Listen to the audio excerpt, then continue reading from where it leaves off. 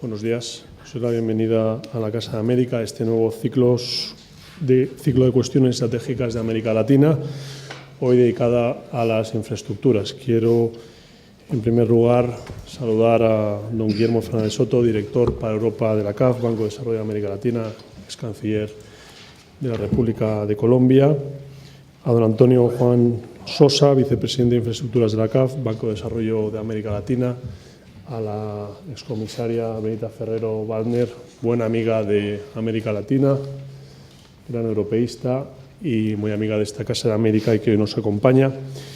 Y, por supuesto, a todos los ponentes que harán posible que tengamos una parte interactiva, a los representantes de Abertis, de Fomento de Construcciones y Contratas y de Dragados, y a todos ustedes por acompañarnos hoy en este nuevo ciclo, que tiene como finalidad que se hable en Madrid de cuestiones claves de América Latina tratadas por expertos de América Latina, en este caso la CAF, Banco de Desarrollo de América Latina, que además es patrono de la Casa de América, como muchos de los ponentes que hablarán, me refiero a Abertis y a Dragados, por su fundación ACS, y que además las empresas españolas puedan aportar su experiencia al caso latinoamericano y al caso concreto de hoy de las infraestructuras. Por tanto, muchas gracias a la CAF por hacer este proyecto posible junto con la Casa de América, y a su directora, mi buen amigo Guillermo Fernández Soto, quien tiene la palabra. Muchas gracias.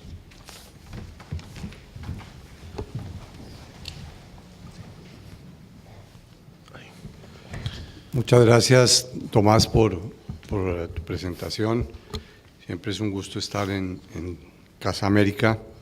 Y muchas gracias a todos ustedes por querernos acompañar en este acto. Igualmente saludo a Benita, nuestra querida amiga que trabaja tanto por los temas de América Latina.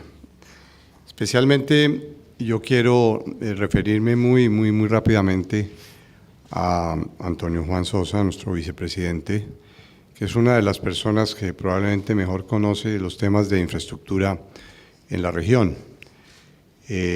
Simplemente como una nota al margen de referencia para que él pueda hacer su presentación, yo quisiera indicar que el informe y la actualización que él va a hacer en el día de hoy obedece a un compromiso institucional con la Cumbre Iberoamericana de Jefes de Estado y de Gobierno, quienes nos comprometieron para que anualmente hiciésemos una actualización del estado del arte en materia de infraestructura en América Latina.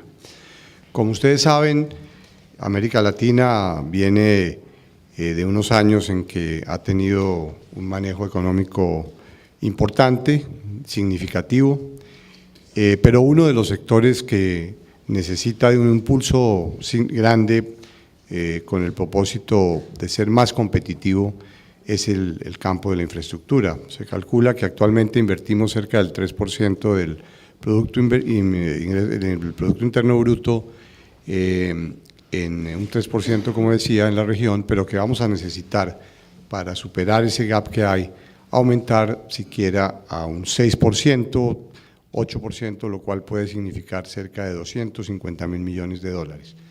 Como ustedes podrán apreciar de la presentación que va a hacer Antonio Juan, las oportunidades que hay en América Latina son grandes, son importantes, hay planes que se vienen desarrollando en varios de los países y hay planes anunciados por otros países en donde ya, por cierto, la industria española, que tiene una extraordinaria experiencia y un extraordinario know-how, ha venido participando. Por eso quisimos con Tomás aprovechar la presencia de Antonio Juan en Madrid para precisamente poderles contar y compartir con ustedes lo que son esas oportunidades y escuchar de empresas españolas que tienen presencia en América Latina y que tienen una formidable tecnología en este campo, lo que se puede hacer. Sin más introducciones, yo le pediría a Antonio Juan que pudiera entonces ilustrarnos con esta presentación. Muchas gracias, Antonio Juan, nuevamente por tu presencia. Muy buenos días.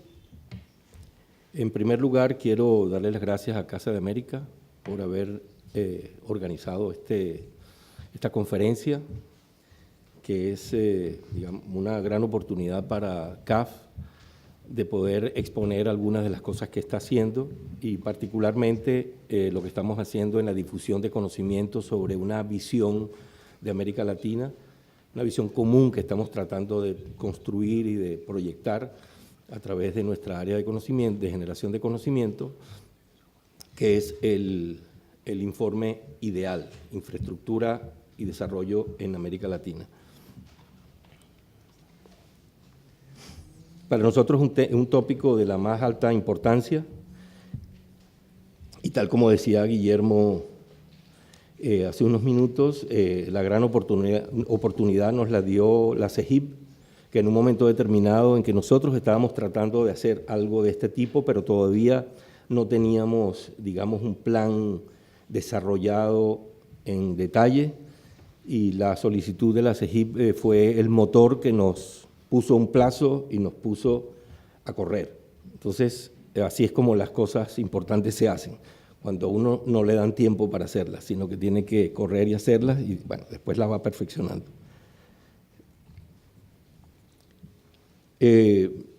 Dos palabras sobre CAF antes de comenzar para decirles que el CAF, Banco de Desarrollo de América Latina, ya estamos con 18 países, tal vez una palabra que puede expresar lo que CAF es en este momento, digamos en los últimos años, es una institución que ha estado creciendo y transformándose continuamente durante los últimos 15 años y que esa transformación ha implicado un crecimiento en su membresía en los países que forman parte y pasamos de una pequeña institución de 5 países, los 5 países andinos, Venezuela, Colombia, Ecuador, Perú y Bolivia, a una institución de 10 países, miembros plenos, donde ingresaron Brasil, Argentina, Uruguay, Paraguay, Panamá y Trinidad y Tobago, y entre los países de fuera de la región, España y Portugal. Esto nos hace muy orgullosos, nos sentimos cada vez mejor en la medida que tenemos a toda la familia que debe estar junta, trabajando junta, de manera que, digamos, tomamos muy en cuenta la experiencia española desde hace ya por lo menos una década, la experiencia española en el desarrollo de infraestructura. Sabemos que hubo cosas muy bien hechas, hubo otras no tan bien. Todas las experiencias están, digamos, son graneadas y son de esa manera, pero hemos podido aprender mucho, tanto de las empresas españolas como de las infraestructuras que se construyeron, de la forma como el Ministerio de Fomento condujo en los diferentes gobiernos todo este proceso de crecimiento. Bueno, hemos generado muchas amistades, muchos esquemas de cooperación. Hemos firmado muchos convenios con las principales instituciones que forman parte de de la maquinaria que aquí planifica y construye la infraestructura.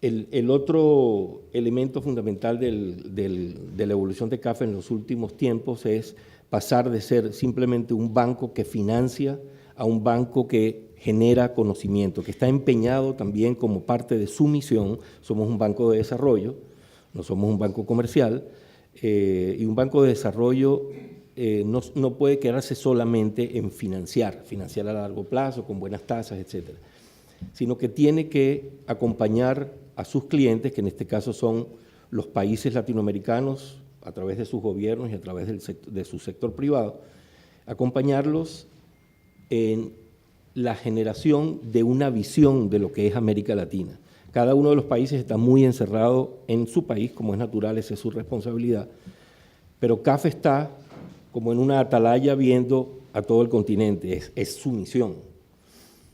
Y no basta con que nosotros tengamos esa misión y tengamos la visión si no la compartimos, si no la proyectamos.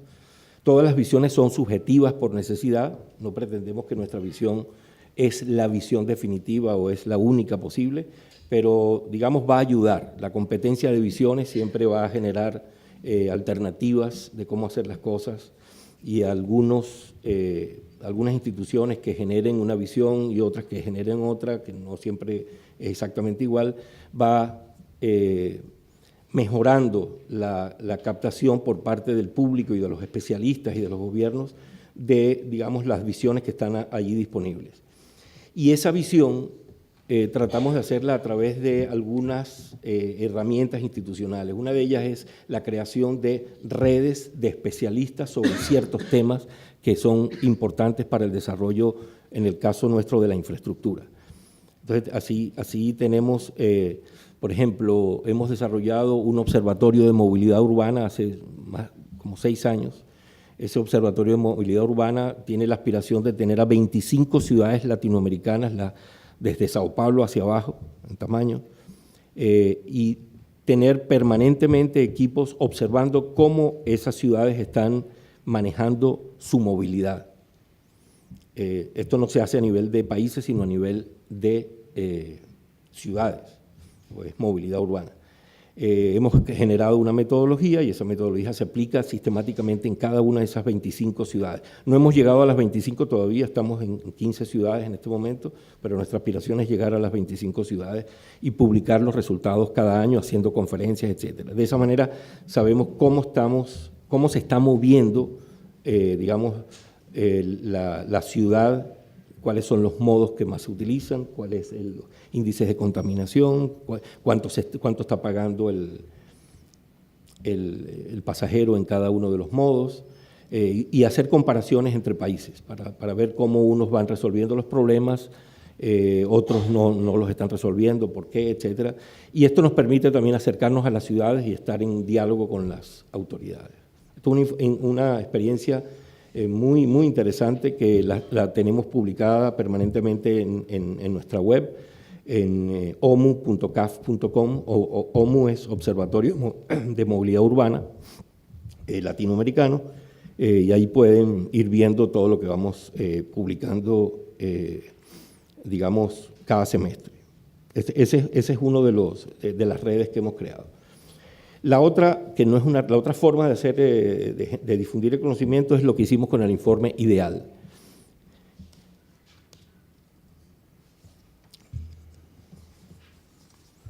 No sé si sigo ya.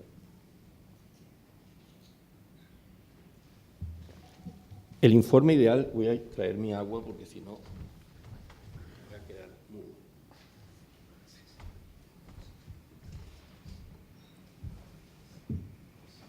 El informe ideal, para que tengan una idea de lo que esto significa, es un informe que producimos cada año con un equipo ad hoc que ha sido buscado y contratado para realizarlo, muy vinculado a la consultoría que utiliza CAF para otras cosas en cada uno de sus campos.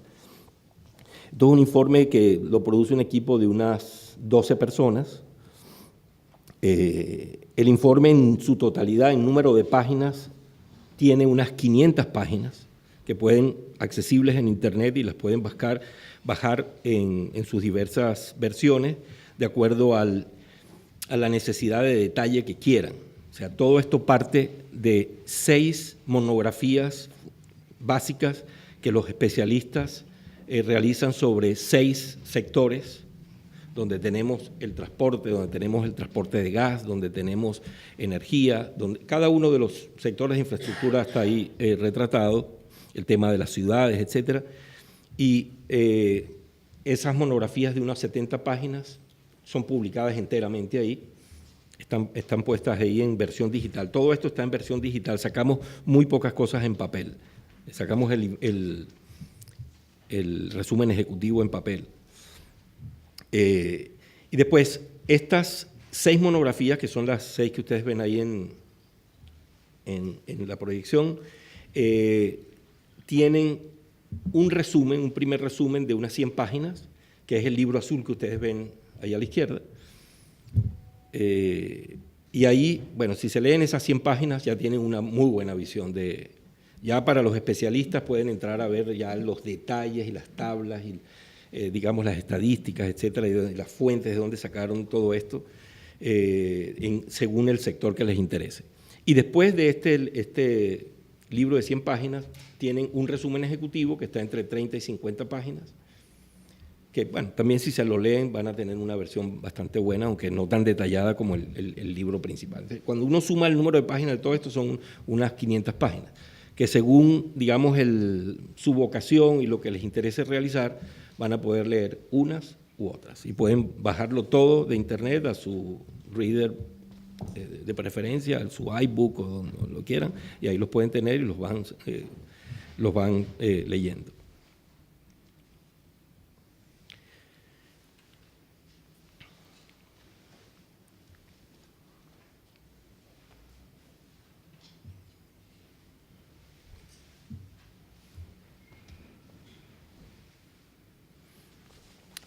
Bueno, para empezar yo les diría que América Latina enfrenta en este momento, y ya desde, digamos, los últimos 5 años, una oportunidad única para alcanzar un desarrollo integral, digamos, en las próximas décadas.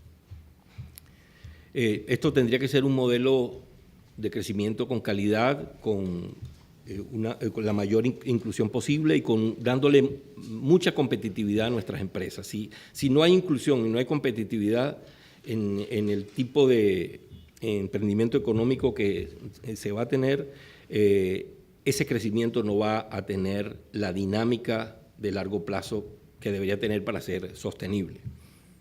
Por eso muchas veces hemos aprovechado ciertos momentos, como también en estos últimos años, de venta de commodities, de venta de petróleo, de venta de soya, que por supuesto genera crecimiento, pero es un crecimiento que no está generando la competitividad necesaria para dar saltos cualitativos más adelante. La adecuada infraestructura es algo que debe acompañar esto. O sea, sin infraestructura no vamos a poder dar este salto.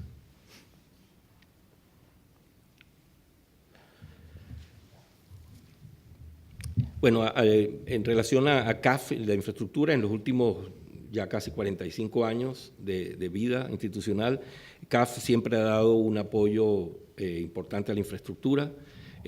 Hoy en día es uno de sus principales rubros de inversión, aparte de lo que les comentaba del área de conocimiento, pero la inversión es también la más importante. En este momento el 54% de nuestra cartera está dedicada a proyectos de infraestructura, y la infraestructura ha crecido tanto que CAF ha tenido que ir dividiendo la organización del manejo de esa infraestructura en diferentes vicepresidencias, porque, claro, al ir creciendo, la vicepresidencia de infraestructura, que era originalmente una, no podía manejar, no era práctico que manejara todo esto desde un solo punto. Entonces se fueron creando energía por un lado, se fue haciendo agua potable y saneamiento por otro lado, la parte de transporte, logística, telecomunicaciones por otro lado. Entonces, el 54% de la cartera de préstamos de CAF está dirigida a proyectos de infraestructura. Y entre el 2000 y el 2013, CAF ha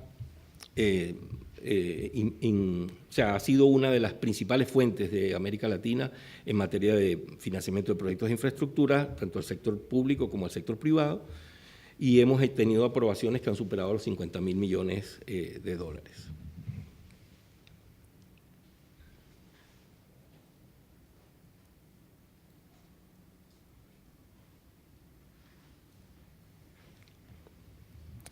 Bueno, el impacto de la infraestructura, o sea, sin la infraestructura, aunque se hagan otras cosas y si no se hace la infraestructura, no podemos generar la calidad de vida y la inclusión social y la generación de oportunidades para comunidades aisladas y comunidades más desposeídas. Es a través de la infraestructura como podemos conectarlos de sus viviendas a sus fuentes de trabajo, es donde podemos darle energía a sus hogares, donde podemos darles iluminación, donde podemos llevarles agua potable, donde podemos comunicarlos, digamos, a través de los servicios de comunicación en general, y conectarlos a las redes de Internet que les permiten tener una mejor educación, tener una visión más enriquecida del mundo que los rodea, en la medida de sus aspiraciones, de su vocación. El apoyo, la infraestructura apoya el crecimiento de la economía y la competitividad de sus empresas. Es decir, la generación de infraestructura va generando empresas cada vez más grandes de infraestructura. Gracias. Ahora está mejor.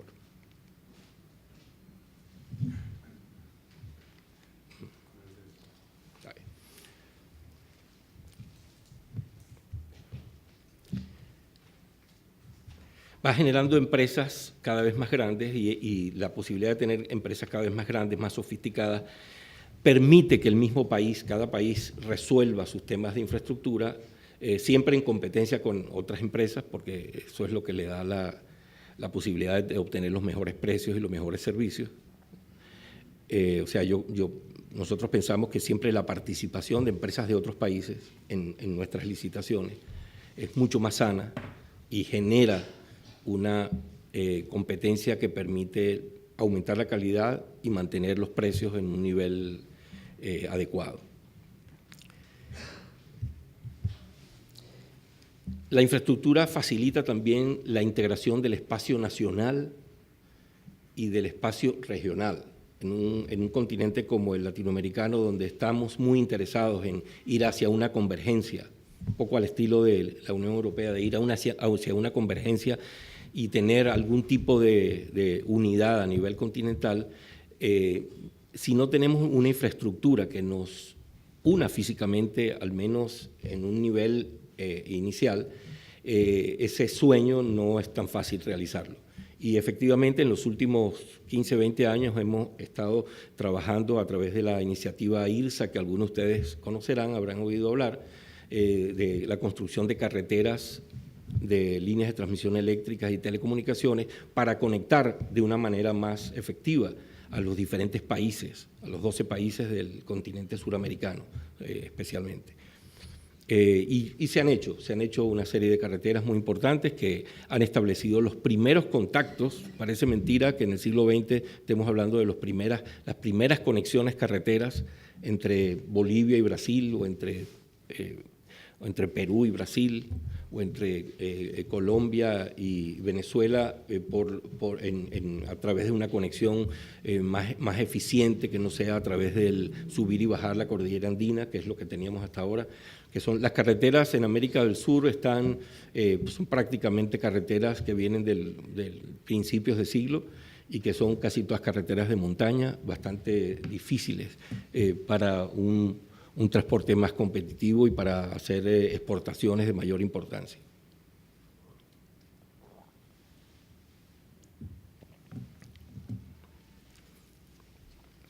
El otro punto de la infraestructura contribuye al desarrollo de empresas para la provisión de bienes y servicios asociados.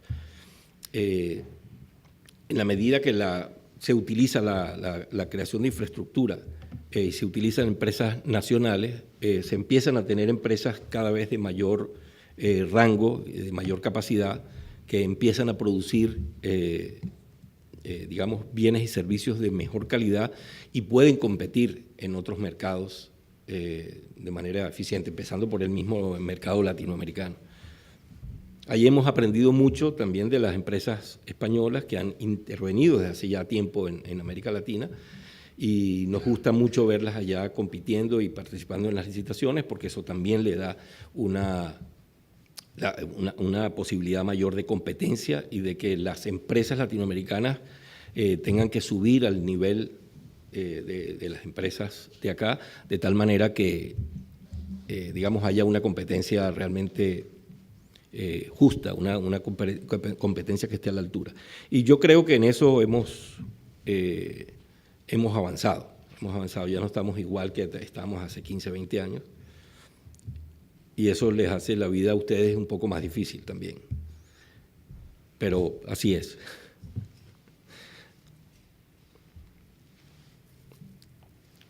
Bueno, entrando ya al tema de la infraestructura en la región, es muy difícil, digamos, resumir esas 500 páginas en 20 minutos, pero podemos empezar por decir que la situación de la infraestructura en la región en este momento, en los últimos 3 años, que son 3 informes que hemos sacado ya, es poco satisfactoria. Hay que recordar que estamos en un continente difícil geográficamente, con muchas barreras. No es una planicie por donde uno construye lo que quiera, no tenemos una densidad muy alta de población, entonces construir carreteras que unan los puntos. Muchos de esos puntos son muy pequeños y las rentabilidades, digamos, la factibilidad económica de muchas de esas carreteras no es la adecuada. Entonces, muchas carreteras no son pavimentadas. Y entonces, bueno, ahí se ha hecho un gran esfuerzo por al menos las principales troncales empezar a construirlas y se están construyendo. A través de la iniciativa IRSA se construyeron, por lo menos se hicieron unos 200 proyectos, unos más grandes que otros, que hicieron una gran contribución a la integración regional. Pero aún dentro de los países hay muchas zonas en muchos países que digamos, carecían de troncales fundamentales para su desarrollo. Ahora, este proceso, esta situación poco satisfactoria, como la calificamos, tiene muchas disparidades, no es igual en todos los países, unos países están mejores que otros, unos sectores están mejores que otros. Entonces, por ejemplo, en los campos, ¿cuáles son los que están mejor? En el campo de energía eléctrica y telecomunicaciones, ahí digamos, la situación ha mejorado mucho y la podemos calificar como de aceptable. Empezamos a tener algo que tiene un nivel de calidad aceptable. En el campo de los puertos y aeropuertos también ha habido mejorías, no tantas como en el sector de energía y telecomunicaciones, pero podemos decir que nuestro desarrollo es moderado. Ha habido muchas inversiones en aeropuertos y en puertos, y sobre todo en aeropuertos, en los últimos 10 años hemos tenido una transformación bastante sustancial. Y las áreas más débiles, agua y saneamiento, carreteras y ferrocarriles. Ahí es donde estamos, digamos, la situación de la red es bastante precaria, tanto de carreteras y peor de ferrocarriles. La presencia del ferrocarril es muy pequeña.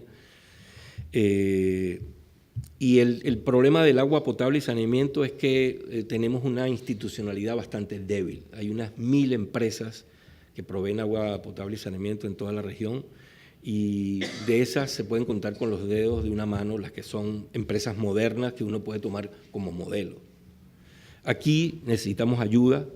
Ustedes tienen muy buena experiencia en muchos sitios de buenas empresas, bien manejadas y eficientes.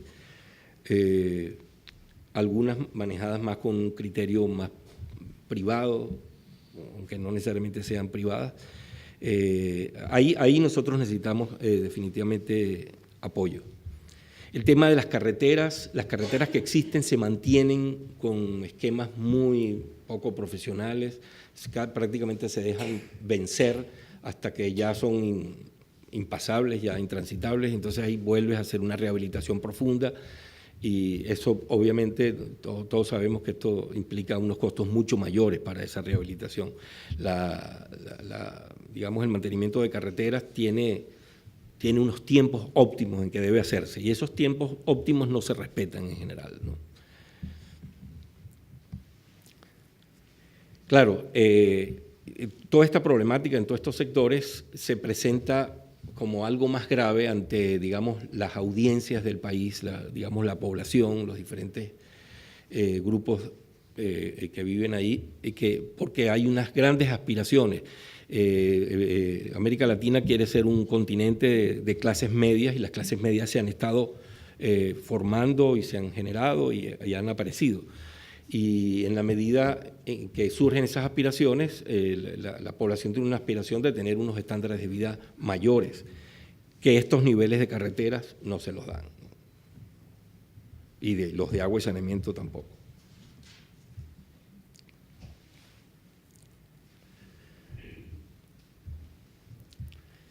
Uno de los problemas que empezamos al analizar qué es lo que está pasando es que invertimos muy poco, sobre todo con los países comparado con los países de más crecimiento. O sea, para nosotros superar este rezago y acompañar un crecimiento sostenido, deberíamos estar invirtiendo por lo menos un 5 o 6% del PIB, del Producto Interno Bruto. Actualmente no pasamos del 3%, si acaso llegamos. Entonces, y eso está dividido entre 2 tercios que lo hace el sector público y 1 tercio que lo hace el sector privado a través de diferentes esquemas. Esta crisis que los afectó a ustedes y afectó a Estados Unidos, la crisis financiera que terminó siendo económica, alteró también el financiamiento que nosotros recibíamos de los mercados de capital y de muchas fuentes, pero de todas maneras ha habido una cierta adaptación y hemos, atraído inversiones.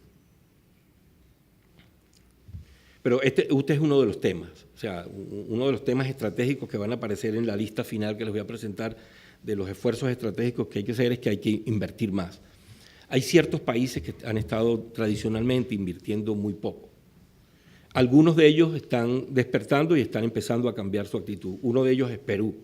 Perú, cuando uno ve las estadísticas en el tiempo, ha invertido tradicionalmente muy poco en infraestructura. Pero eso ha cambiado. O sea, hay programas tanto del sector público como del sector privado para hacer por concesiones y para hacer directamente algunas cosas más estratégicas. Y están transformando, por ejemplo, las carreteras, que es uno de los temas problemáticos en todos lados. Perú está transformando su realidad en ese campo.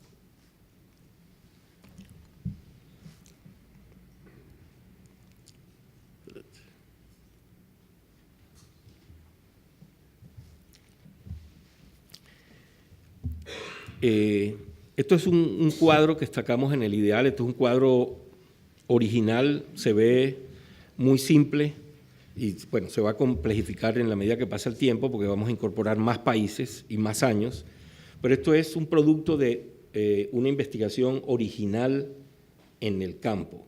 Esta información hasta ahora no existía y va a empezar a existir con más precisión, con la misma metodología en el futuro, en las siguientes versiones del IDEAL. Este es el cálculo de la inversión con trabajo de campo, yendo a cada país a ver las estadísticas de cuentas nacionales para discriminar entre sector público y sector privado, que lo estamos empezando a hacer. Entonces tenemos hasta el año 2010, ya están en elaboración 2011 y 2012, pero no está en esta lámina. Nada más se la puse aquí para que supieran que ahí en el IDEAL que ustedes van a ver y que pueden bajar, van a encontrar unos años más. Esto es un trabajo costoso en términos monetarios, porque ahí hay que pagar equipos enteros que van a hacer esto en cada uno de los países, hay que hacerlo a tiempo. Y esto nos va a dar una nueva visión que antes no existía en el continente, o sea, no existía esta información. Esto lo estamos haciendo en conjunto con CEPAL y vamos también a incorporar al BID en el equipo para hacerlo conjuntamente.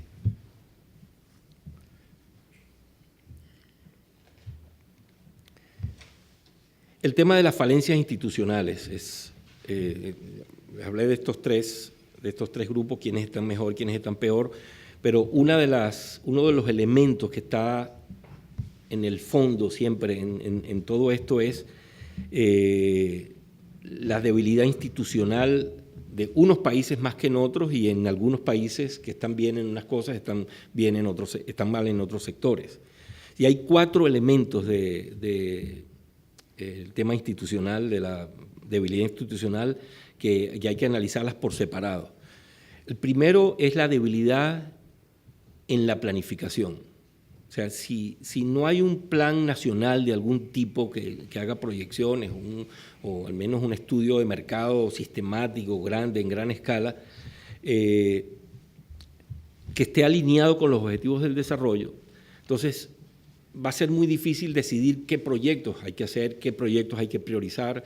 Después los gobiernos cambian cada 5 años más o menos y de un gobierno a otro, entonces se puede perder, digamos, el ritmo y las prioridades. Y por eso es tan importante una planificación de largo plazo que es indicativa, por supuesto, solamente indicativa, pero que pueda ir marcando el camino y pueda ir dando las prioridades sobre los proyectos que se van a realizar, porque entre el plan y el proyecto son varios años de trabajo y cada gobierno llega nuevo y va a buscar en su cajón y tiene muy pocos proyectos que ya sean listos para la construcción. Entonces pueden pasarse ahí un buen tiempo sin poder mostrar nada. Nada de calidad. Entonces la gran tentación es a empezar a hacerlos de cualquier manera y ir haciendo los estudios en el camino, etcétera, lo cual hace todo más costoso, la calidad no va a ser la misma, se cometen muchos errores, etcétera. Entonces ese tema de la digamos, el fortalecimiento institucional en políticas y planes de infraestructura es muy importante. Y la infraestructura es un negocio de largo plazo, es una actividad de largo plazo. Nada de estas grandes obras se puede hacer de un día para otro. Un gobierno que comenzó y entonces ya a los 6 meses empezar, a menos que haya los planes. Después, la otra debilidad es la debilidad en las capacidades para formular, evaluar, ejecutar y mantener proyectos. Los proyectos tienen que ser escogidos de una manera racional, no cualquier cosa que se le ocurra a cualquiera, por más poder que tenga, es algo que se debe aceptar. O sea, tiene que haber un balance económico, ahí tiene que ser un proyecto que genere más que lo que consume. Y muchas veces esto no se hace con la rigurosidad adecuada, con el profesionalismo adecuado, y para todo esto hay métodos de evaluación de proyectos que digamos, se pueden organizar y tener unas instituciones. Ahí en este campo, tal vez de los mejores que tienen la mejor capacidad en América Latina, está Colombia, está Perú, está Brasil, que son, digamos, países que construyen y digamos, que seleccionan de una manera rigurosa sus proyectos. Siempre aparecen por ahí empresas o promotores que le proponen al gobierno por iniciativa privada o simplemente, aunque no existe ese mecanismo formalmente en la ley, le hacen planteamientos y a veces algunos gobiernos no tienen cómo evaluar esto, cómo decidir si esa propuesta que parece tan atractiva y que cuesta, por supuesto, $9.000 millones, si eso lo debemos hacer o no lo debemos hacer. Nosotros recibimos muchas consultas de este tipo, ¿no? Pero el gobierno debería tener su gente que pueda decidir esto, ¿no? Y nosotros estamos trabajando para... Pero esto no es fácil hacerlo, porque o sea, tú puedes crear en un momento determinado esa capacidad, pero después esa gente que es muy buena se la llevan otras empresas, si no les pagan bien, entonces se pierde con facilidad y hay que estar permanentemente formando gente. O sea, hay que tener varias generaciones. Pero sí se puede hacer y es muy distinto entrar a conversar con un gobierno que tiene una oficina de planeación, una oficina de evaluación de proyectos, un SNIP como tiene Perú, fuerte. Es muy distinta la conversación, ¿no? Ahí ya el tema de qué tan rentable es un proyecto y si vale la pena hacerlo o no se resuelve mucho más fácilmente para no estar perdiendo el tiempo peleando contra proyectos que no tienen tanto sentido. Después están las capacidades para estructurar asociaciones público-privadas. Hoy en día, cada vez más países en América Latina, tales como Chile, tales como Brasil, tales como Perú y Colombia, Panamá, México, por supuesto, están haciendo muchas cosas a través del sector privado, por concesiones de largo plazo y entregando la construcción, etc. Esto implica tener equipos sofisticados que son capaces de hacer esto y pueden después monitorear, gerenciar todo este proceso en el futuro. Es otra forma de hacer las cosas, una forma más compleja, porque ahí se da un matrimonio entre el sector privado y la empresa privada que gane esta propuesta y el sector público, y ese matrimonio hay que gerenciarlo. Como todo matrimonio es problemático, tiene momentos buenos, tiene momentos malos, hay un contrato de por medio, hay que administrar ese contrato. Entonces, el cómo se hace todo eso y el tener una institución que sepa de eso, que tenga profesionales que sepan de esto y que no tampoco se los roben, o sea, que estén bien pagados para que puedan permanecer en el tiempo y generar el capital humano necesario de largo plazo, es cada vez más necesario en nuestros países. En general, esto se está, digamos, se está organizando bastante bien, es lento. O sea, en Perú uno puede encontrar a Proinversión, que es la agencia que hace este manejo de las concesiones ahí, una excelente institución. Ha tenido momentos brillantes, momentos más flojos. Creo que ha vuelto a tener otra vez el estándar necesario, de tal manera que esta es otra de las cosas que los países nuevos que quieran entrar al manejo de asociaciones público-privadas, si no tienen esta institución, o al menos un núcleo inicial que vaya creciendo después, no van a poder hacer absolutamente nada, ¿no? Paraguay es uno de los que quiere hacer estas cosas, ¿no? Ya nosotros estuvimos en Paraguay hace unos cuantos meses y hicimos un gran seminario de 2 días enfatizando estas cosas y yendo a los detalles de cómo organizar esa institución. Después el incentivar un mejor uso de la infraestructura apuntando a la gestión de demanda. Después hay que mantener la infraestructura, entonces el tema de la debilidad en las instituciones que mantienen y el gerenciamiento de demanda en todo lo que es, por ejemplo, transporte urbano es sumamente importante y son también cualidades, capacidades más sofisticadas que hay que tener cuando las ciudades crecen, empieza a haber congestión, etcétera. Otro de los temas donde hay debilidades importantes es el marco social y ambiental. El no considerar los temas sociales, los aspectos sociales y ambientales desde el diseño de los proyectos puede terminar impidiendo o retrasando mucho su ejecución. Y abundan tantos ejemplos que uno se sorprende de que los gobiernos se sigan lanzando a hacer proyectos complejos en cualquier lugar, sin importar qué se llevan por delante en términos de, digamos, medio ambiente o qué se llevan por delante en materia de comunidades que viven por ahí. Y una y otra vez se golpean su cabeza contra esa realidad y terminan por o no poder hacerse los proyectos o simplemente retrasarse 2, 3, 4 años y perdiendo un montón de plata. Entonces, las áreas responsables de lanzar estos proyectos deben incorporar criterios de sostenibilidad y participación, sostenibilidad ambiental y participación ciudadana en sus procesos. Es la mejor manera de hacer más rápido esos proyectos, sobre todo cuando son proyectos muy complejos y grandes inversiones. Digamos, las actividades mineras es uno de los aspectos, es uno de los sectores donde esto se presenta más a menudo. El tema minero, el tema forestal, la construcción de carreteras en zonas totalmente nuevas también.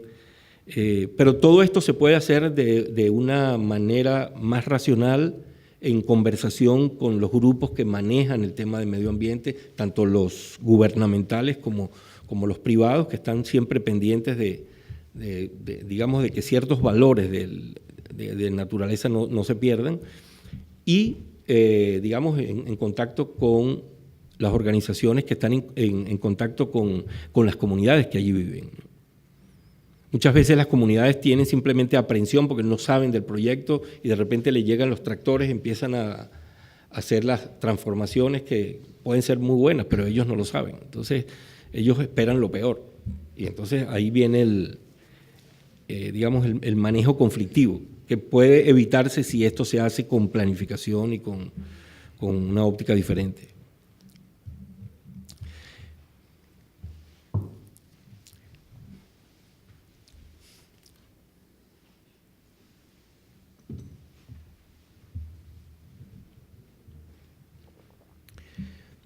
Bueno, el tema del transporte. Las demandas de transporte de carga y pasajeros han crecido por encima del PIB en América Latina en estos últimos 10 años. El sector se encuentra en una etapa de expansión y la inversión se centra en carreteras con predominancia con financiamiento público. Hay pocas carreteras hechas por concesiones, hay, pero pocas. El sector privado participa activamente en puertos, aeropuertos y carreteras de alto tráfico. Esas son las concesiones de carreteras que hay, son autopistas en general de alto tráfico. La matriz de carga está muy sesgada hacia el camión es el que domina en prácticamente todos los países el manejo de la carga. Hay ciertas oportunidades para ferrocarril y navegación, pero no han sido debidamente identificadas y utilizadas. Aproximadamente, exceptuando a Brasil y a México, que tienen una utilización del transporte por ferrocarril de la carga entre el 15 y el 20% del total, el resto de los países no pasa del 5% de utilización de ferrocarril en manejo de carga.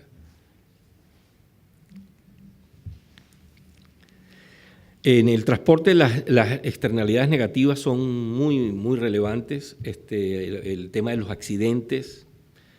América Latina probablemente es de los países, tal vez África está peor que nosotros, pero estamos bastante cerca de África en mortalidad por accidentes de tránsito. Cuando uno ve las cifras de Europa o las cifras de Estados Unidos hace 30 años, se parecían mucho a las de América Latina, y ve cómo esto ha bajado, la mortalidad de este tipo ha bajado dramáticamente. Uno ve que sí se puede hacer. O sea, hay intervenciones educativas y de conjunto de cosas que ya nosotros las tenemos identificadas, de cómo hacer que esas estadísticas bajen, que menos gente muera en las carreteras. Pero ha costado, digamos, hasta ahora no se ha hecho gran cosa, porque las estadísticas más bien vienen subiendo. La mortalidad sigue subiendo en materia de accidentes, por accidentes de tránsito. La otra gran externalidad negativa son la contaminación del aire, la congestión, los gases de efecto invernadero, etc. Entonces, la movilidad urbana es un gran desafío en nuestras ciudades. Las ciudades han venido creciendo mucho, hay unas cuantas megaciudades. Esas megaciudades no necesariamente son muy productivas, muy eficientes. Más bien están surgiendo ciudades intermedias que son más efectivas y que están empezando a sustituir a estas grandes ciudades, que llega un momento que como que se paralizan. Y está habiendo avances en el transporte urbano. Digamos, las ciudades han estado muy congestionadas, sobre todo las grandes, Bogotá, Lima, de las nuevas ciudades grandes. Buenos Aires y Sao Paulo ya han tenido intervenciones importantes en el pasado y están en una nueva etapa de congestión de nuevo. Pero digamos en Bogotá, en Lima, en Panamá, en Caracas, se han hecho intervenciones importantes para dotar de metros a esas ciudades, o se están haciendo en este momento, ¿no? Y combinaciones de metros con buses alimentadores, lo que llamamos sistemas integrados, eso se está haciendo. Aquí hemos tenido mucha asesoría española. De hecho, en varios de los metros que han estado construyéndose ha habido participación o en construcción o en digamos, asesoría previa de empresas españolas, incluyendo el Metro de Madrid, en varios de estos proyectos. Es muy apreciada, hay un contacto muy bueno y hay un entendimiento bastante fácil, de manera que yo creo que eso va a seguir. Bueno, desde aquí CAF contribuyó decididamente mediante financiamiento a la creación de conocimiento con el Observatorio de Movilidad Urbana que les hablaba al principio. Bueno, esto es lo que les comenté en este momento.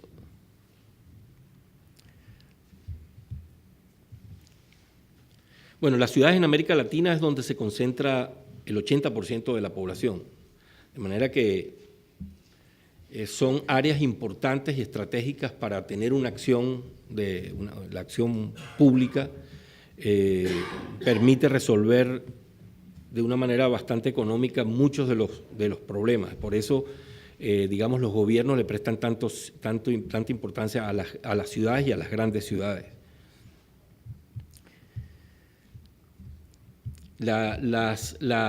Uno de los problemas que tienen nuestras ciudades es que han crecido de una manera muy expansiva, con muy baja densidad. Es decir, la ciudad se expande y empieza a construir algún urbanismo básico y empieza a haber desarrollos de vivienda en las periferias, pero no necesariamente dotados con todos los servicios. Entonces, eso genera un permanente tráfico entre esas, digamos, islas que están afuera y el centro tradicional de la ciudad.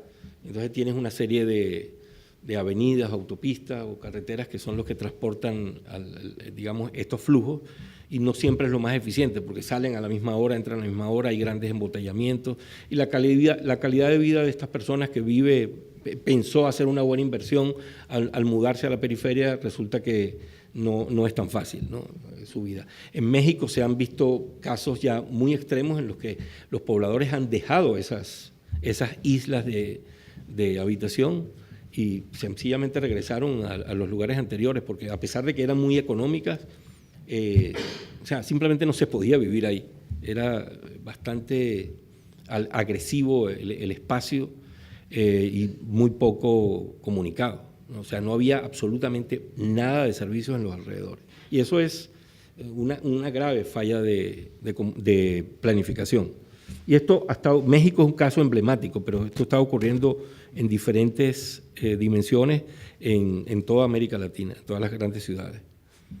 Panamá es una de ellas. Panamá está creciendo mucho hacia el aeropuerto y más allá, y digamos las vías son las mismas y los servicios son los mismos. Entonces, poco a poco se va empezando a sentir que no hubo una planificación adecuada y que los servicios no están dando la talla y que los canales de circulación tampoco, ¿no? O sea, esas inversiones van a la saga de las inversiones en vivienda que se hicieron, van detrás.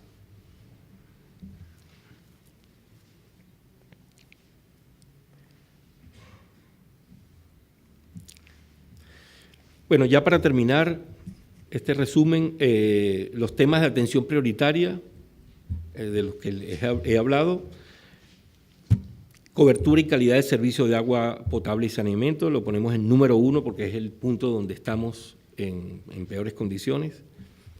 El transporte público urbano, aunque aquí ha habido, como les decía, ha habido un salto en inversión, y en este momento, por ejemplo, nada más en lo que CAF está financiando, estuvimos financiando el Metro de Panamá, financiamos la línea 1, la línea 1 del Metro de Panamá, la línea 1 del Metro de Lima, que se inauguró hace menos de un mes, y entrará ya en servicio comercial dentro de poco, tal vez otro mes más, ¿no?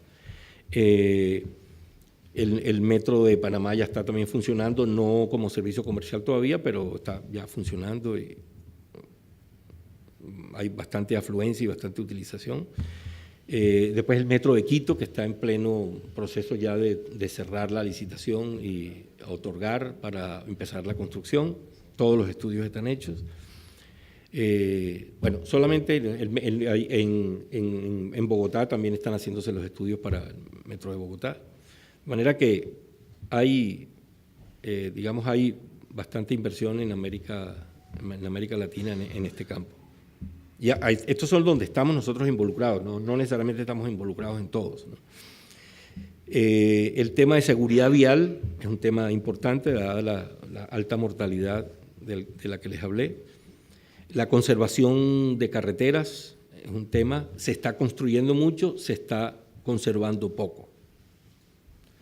La expansión de la banda ancha, se ha progresado mucho en América Latina en este campo, pero todavía estamos, digamos, por ejemplo, en penetración de móviles. No estamos en los niveles de Europa, pero de Europa está en un 30% de penetración, en América Latina está en un 7% de penetración. Todavía nos falta, pero digamos, esa penetración es bastante buena para nosotros. Sin embargo, en banda ancha, las inversiones, la diferencia es mucho más grande, ¿no? Hay más retraso y se están haciendo inversiones importantes, pero todavía falta. Infraestructura para la integración regional, de esto no les hablé antes, pero sí les hablé cuando le hablé de la iniciativa IRSA, pero hay también, todavía faltan algunos tramos que no se han completado de la red, digamos, la suramericana de carreteras para conectar entre los países. y la planificación integrada del desarrollo urbano, la vivienda y la movilidad. Esos son los 7 temas importantes donde hay que prestar la atención prioritaria, donde hay más falencias. Y a nivel estratégico, el tema de aumentar significativamente la inversión, o sea, invertir más de lo que estamos invirtiendo, pasar por lo menos a un 5% del PIB o 6% del PIB, hacerlo en un marco o un paradigma de desarrollo sostenible, o sea, dándole más importancia al tema de la relación con las comunidades y la relación con el medio ambiente, el fortalecimiento de las instituciones, otro tema alto en los temas estratégicos, articular las fuentes de financiamiento para, digamos, optimizarlas, promover el desarrollo de empresas vinculadas a la infraestructura. O sea, los países tienen esa oportunidad cuando están haciendo grandes proyectos y, digamos, es muy importante llegar a tener un buen stock de constructoras fuertes que no solamente, digamos, construyan en el país, sino que puedan entrar en las licitaciones internacionales, al menos dentro del continente, ¿no? Y promover el intercambio de conocimiento entre gobiernos, regiones y ciudades. Este es un tema del que no hablé mucho, pero esto también es muy importante. Tiene que haber un mayor flujo de información del gobierno central hacia los gobiernos regionales y a los gobiernos de las ciudades, porque muchas veces el gobierno, al no informar, no está dando la capacidad a estos entes subnacionales de poder hacer su trabajo, de hacer su trabajo de la mejor manera posible, de tomar ciertas iniciativas, de aprender de la experiencia del nivel nacional. Y esto es digamos, una forma muy rápida de poder empoderar más a los gobiernos regionales y municipales a hacer mucho mejor su trabajo, a obtener mejores consultorías, mejores consultores, etcétera, para poder hacer cosas ellos mismos. Bueno, con esto termino este apretado resumen. Me disculpan lo apretado, pero no encontré otra forma de meter todo esto en poco tiempo. Así que agradezco mucho su atención. Buenos días, bienvenidos a Casa América. Encantado de mi parte de presentar esta mesa de un asunto tan importante para América Latina. Yo estoy aquí por una coincidencia afortunada, porque hace unas semanas reseñé para Es Global un libro editado por la Universidad del Pacífico, que es dedicado a la integración física sudamericana, que es básicamente una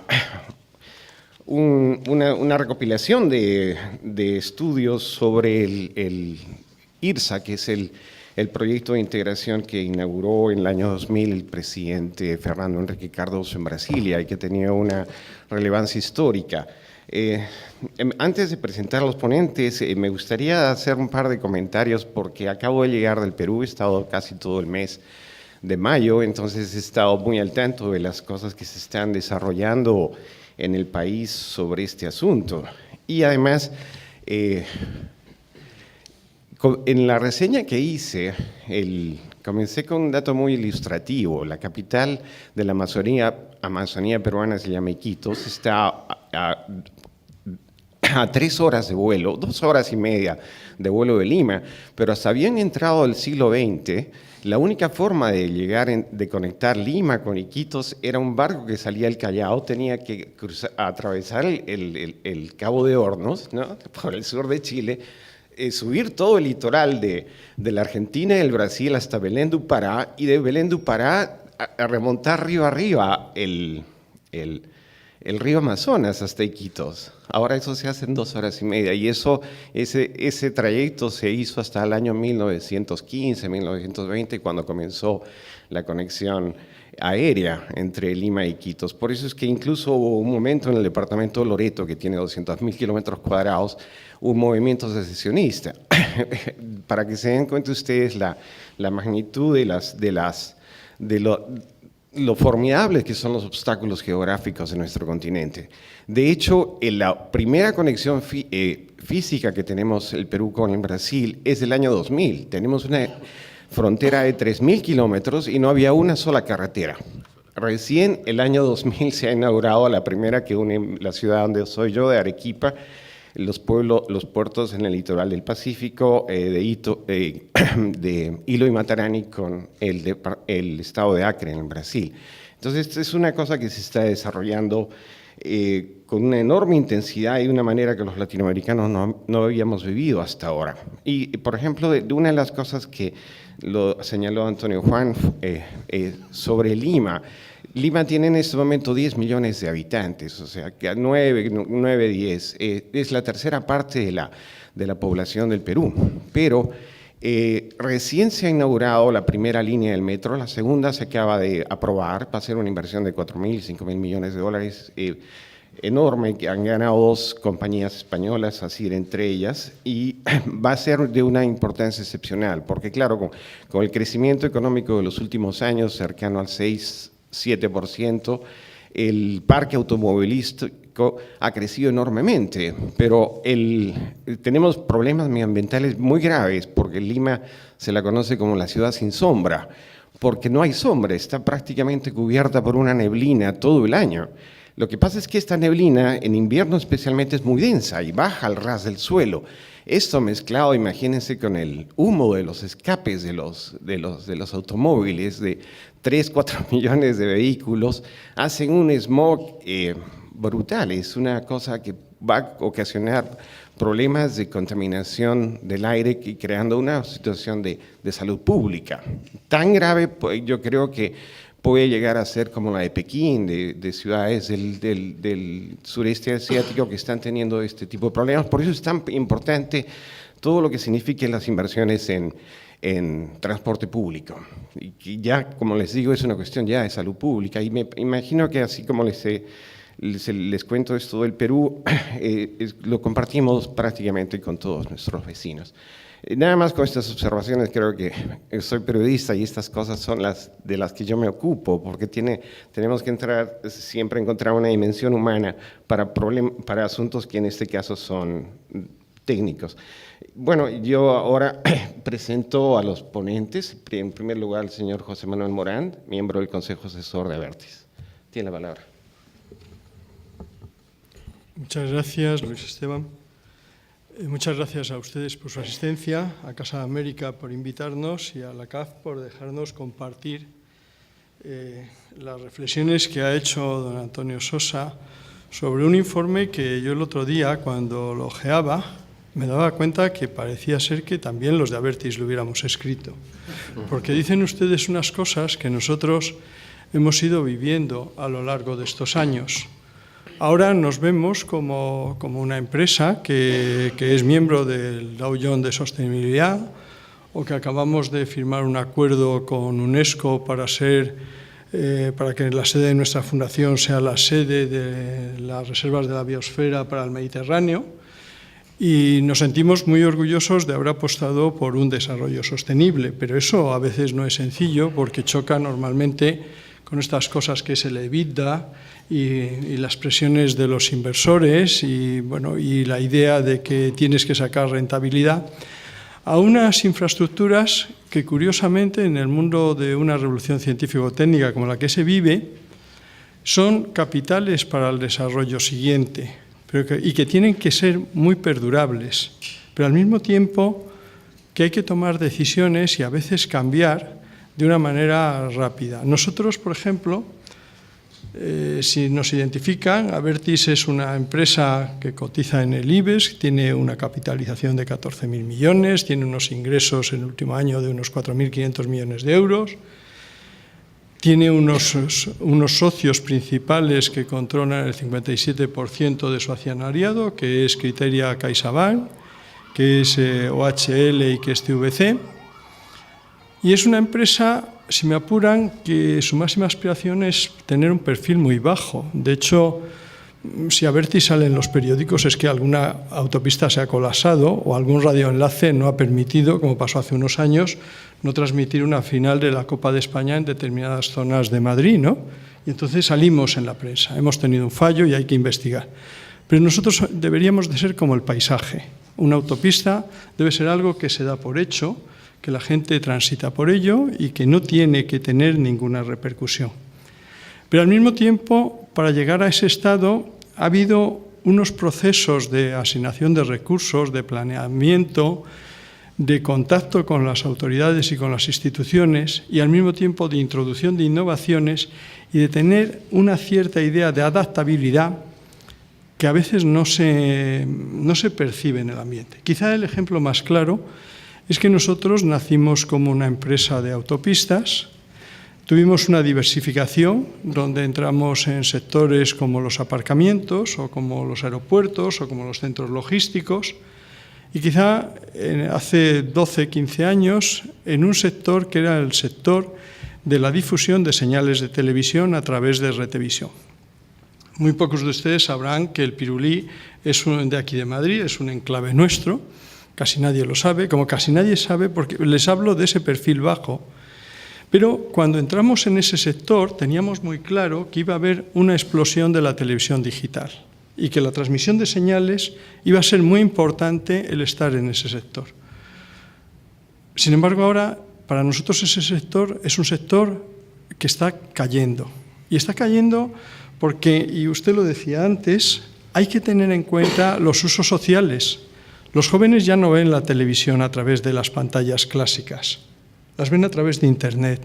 Y hoy día accedemos a contenidos no solo a través de esas pantallas, sino muchas veces a través de nuestras tablets, de nuestros iPad, de nuestros iPhone, de todos esos smartphones que nos permiten llegar. ¿Tenía sentido mantenernos solo en ese sector o no tendría más sentido buscar nosotros como gestores de infraestructuras unas nuevas infraestructuras de telecomunicaciones que nos permitieran posicionarnos en ese futuro? Y hoy día quizá las últimas inversiones de Abertis se están orientando a lo que llamaríamos las torres de telecomunicación para dar servicios a operadores móviles, a operadores de telefonía, para sustentar esa banda ancha de la que usted nos hablaba y para sustentar todos los nuevos servicios del 4G. Tanto es así que ese sector está creciendo en Abertis. ¿Por qué? Porque la idea es que tenemos que ver dónde viene la demanda y adaptar nuestras ofertas a esa gestión de la demanda.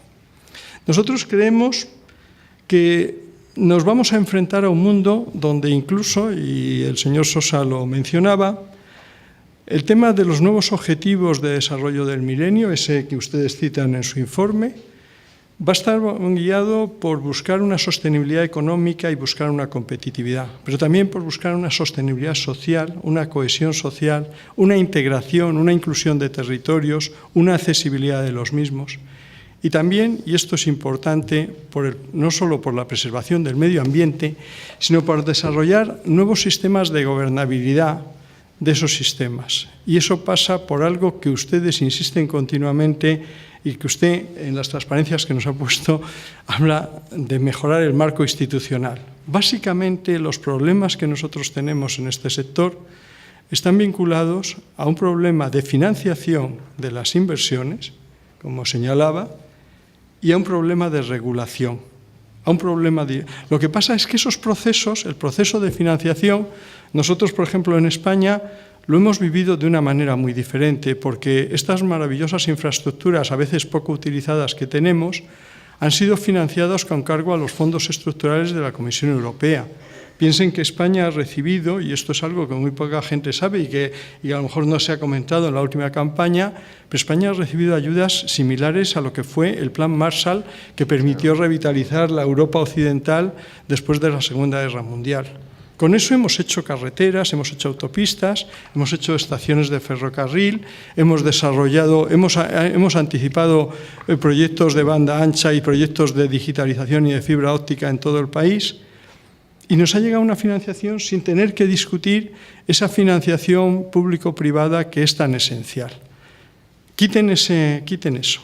Y tampoco se preocupen porque a veces imperen los criterios políticos sobre los criterios técnicos. En el siglo XIX, un primer ministro progresista en España, don Plácido Mateo Sagasta, fue de alguna manera agredido verbalmente en el Parlamento por un diputado conservador, que era un general, llamándole que era el diputado del puente, porque regó la provincia de Zamora, de la cual era diputado, y en la cual había raptado a su mujer el día que esta señora se estaba casando con otra. Es una vida absolutamente romántica la de este primer ministro. Regó la provincia de Puentes, porque era lo que prometía cuando llegaba allí. Y ha hecho difícil esas carreteras. Si ustedes van a Zamora, comprobarán que nosotros hemos puesto infraestructuras de esa manera, pero que también hicimos en esa misma provincia una experiencia clara hace ya muchos años de canalizar el río Ebro mediante una serie de presas. El sistema de presas de los arribes del Duero es una de las ejecuciones de infraestructura que modera el medio ambiente, que de alguna manera lo que diría Ortega en Meditación de la Técnica, crea esa nueva sobrenaturaleza y ha impedido muchas de las avenidas que tenía ese río en siglos pasados. Y al mismo tiempo ha permitido un sistema hidroeléctrico muy importante para el desarrollo de este país en los años 50, 60, 70. Es un sitio, los que no lo conozcan, es un sitio magnífico de paisajes, hoy día muy deprimido por la crisis, pero con unas obras de infraestructura sobre un río que de no haberse canalizado no lo hubiéramos aprovechado y seguramente no hubiéramos preservado con alguna de esas avenidas ese microclima que sean los arribes. Esa idea de sostenibilidad en los 4 ejes, de alguna manera, de que cuidemos la competitividad, cuidemos la cohesión social, cuidemos el medio ambiente y estimulemos la nueva gobernanza. Y eso pasa porque nuestros desarrollos de infraestructuras no deben de ser desarrollos de alguna manera aislados de la visión del desarrollo productivo de las sociedades donde operamos.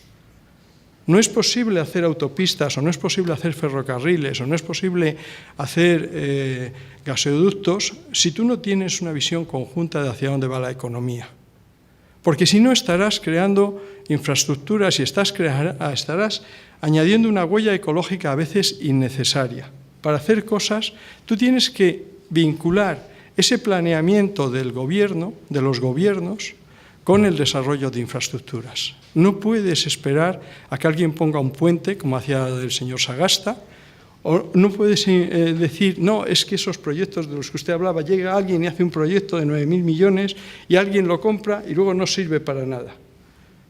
Ustedes tienen que aprender de las experiencias de otros países donde eso se hizo ya, o sea, no están haciendo nada nuevo, no están haciendo un pecado propio de América Latina, están haciendo un pecado que han hecho todas las sociedades. Aprendan de esos errores, pero aprendan de que ese desarrollo de infraestructuras tiene que ser un desarrollo asociado al desarrollo económico y productivo de una sociedad. No piensen aisladamente, hay que pensar en los entornos. En ese sentido, hay un paso más. Cuando uno mira las necesidades de inversión, y usted lo ha señalado muy claramente, y mira los crecimientos, estamos viendo que China posiblemente este año tenga un crecimiento de un 7,5%. Pero la dedicación a las infraestructuras de China va a ser un 9%. ¿Por qué? Porque ellos saben que el desarrollo está en tener infraestructuras y no ir por debajo del PIB. Y ustedes habrán leído, los que hayan tenido ocasión de hojear el diario El País hace 8 o 10 días, un artículo sobre las angustias de Obama con sus infraestructuras en Estados Unidos. O sea, y él recordaba, oiga, yo estoy en el 1,5%, quiero crecer al 2,8%. Yo puedo seguir siendo una primera potencia con un 1,5%, con unas infraestructuras que vienen de la época del New Deal. O sea, ¿cuál es el drama de Obama? Que resulta que es que la bandera de los jeffersonianos parece ser que la tienen ahora los del Tea Party y son los que le bloquean los créditos federales para un desarrollo que es básico para que ese país no pierda el sprint que le está haciendo ya China y que le está adelantando. ¿Cuáles son las inversiones de India en infraestructuras? Por encima de su crecimiento. Va a crecer un 5,7% y va a invertir seguramente un 6, un 6,5%. ¿Y cuál es el problema? Que ustedes están creciendo en el PIB al 4,5% en algunos sitios y sus inversiones están por debajo del 3%. Pero hay un segundo problema en esta provisión de infraestructuras y de ahí la cooperación público-privada, la asociación público-privada. Esto en España lo hemos vivido porque cuando teníamos muchos fondos de la Unión Europea, en el año 92-93, tuvimos el primer susto. El primer susto es que nos vino la crisis del 92 y en aquellos momentos hubo un ministro que se planteó un segundo tema respecto a las infraestructuras. Pues las infraestructuras no dependen solo de hacerlas bien, sino que es que hay que mantenerlas. y mantenerlas cuesta dinero. Y nosotros, por ejemplo, los ciudadanos de este país estamos viviendo una especial situación, y es que nuestras calles de nuestras grandes ciudades tienen un aspecto cada vez más lamentable. Algunas parecen ser, calzadas bombardeadas en la guerra del Vietnam, con unos baches espectaculares, con gran peligro para los motoristas y mucho más peligro para los neumáticos. Entonces, esas grandes ciudades han asfaltado calles, han hecho un medio público más amigable, pero si no lo mantienen, dentro de nada tendremos un problema. ¿Y cuál es el problema? El problema es que, por ejemplo, cuando tú tienes una crisis y tienes que atajar los déficits, tienes que ver cuál es el coste de oportunidad y en dónde empleas tus recursos, en asfaltar calles o en mantener sanidad, en arreglar autovías o en recortar educación, en mantener protección social o extender un poco más el ferrocarril. Y entonces tú, en ese momento, tienes que plantearte que a lo mejor esa idea que teníamos de que lo público debe soportar el desarrollo de las infraestructuras no puede ser algo que permanezca en el tiempo. De hecho, yo es que soy incapaz de hablar con un cacharro de estos. Tengo una transparencia, luego les voy a dar las cifras, pero, por ejemplo, me ha sorprendido que mis amigos de Abertis, yo pedí el otro día, tengo que hablar de esto, yo no sé muy bien, sí tengo los datos porque en el Consejo Asesor los comentamos, pero no me sé el detalle. Pero ellos, sabiendo que yo soy bastante ignorante, me mandaron una transparencia que me parece fundamental. Y es que en el único sitio donde la inversión privada en infraestructuras se acerca al 50% es en la vieja Europa. Porque la vieja Europa tiene un sistema social que tiene que mantener. Y ese modelo social le obliga a ir a la provisión público-privada de determinado tipo de infraestructuras. Sorprendentemente, en el resto del planeta y en ustedes, en Estados Unidos, la inversión privada es un 25% o un 30%. Y el otro 2/3 tiene que venir acompasado a los presupuestos de cada país, con lo cual los colapsos van a estar ahí. ¿Cuál es el problema? Y luego no se preocupen que voy a dedicar 2 minutos a contarle cómo está Abertis, para que ustedes, si alguno de mis jefes preguntan, ustedes digan que yo he contado que estamos en Brasil, que estamos en Chile, que ya son el 26% de nuestros ingresos, que Chile estamos encantados con ellos, que con Brasil lo mismo, pero eso se lo contaré al final. Pero me van a permitir...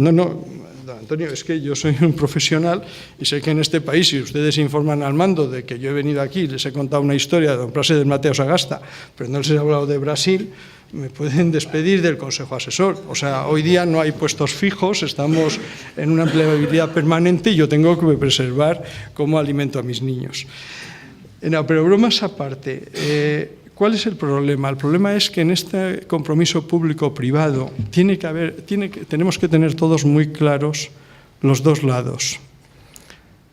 La potenciación institucional de la que usted hablaba significa que tiene que haber sistemas de planeamiento y sistemas de regulación y sistemas de fijación de tarifas hechos por el Estado, hechos por los Estados, que permitan saber a qué jugamos.